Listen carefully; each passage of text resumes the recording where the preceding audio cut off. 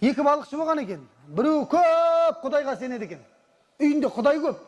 Ағаштан, пұттан, тастан, сүйектен, бәледен бүкіл Құдайлар көп екен. Екінші көршісі Раббымыз Аллаға ғана сенеді екен, болды. Екеуі таңертең бірге шығады екен көлге қарай. Мынау, ва Құдайларым деп шығады екен. Маған ризық бер, несібе бер, балыққа кетіп баратырмын деп, көлді жаңағы берекелі қыл деп шығады екен. Құдайларға сыйынып, қараңыздар.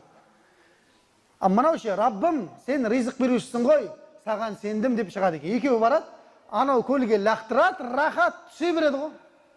Көп Құдайға сенетін бар ғой. Лақтырады, қармағына балық түсе береді ғой. Мынау бисмилла деп лақтырады, жоқ іштеген.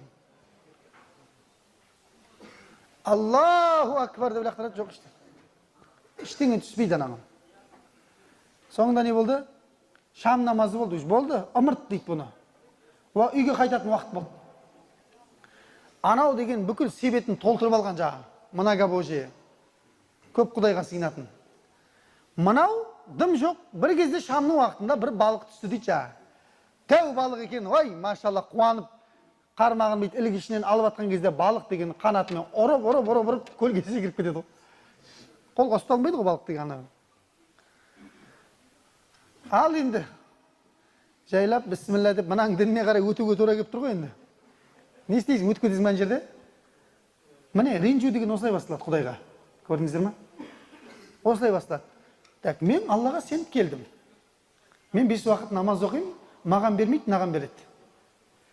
Көрдіңіз бе? Уже басталды ма? Басталды.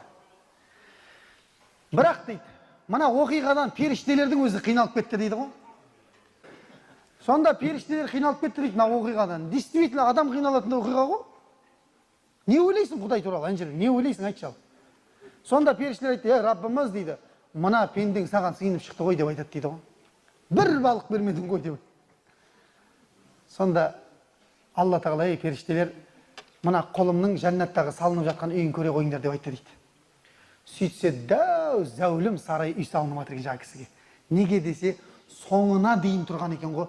Алла, сен бәрібір ризық беруші сенсің, бірақ бүгін менің несібеме ештеңе бұйырған жоқ. Бұның сенетін нәрсесі дұрыс емес деп айтқан екен да.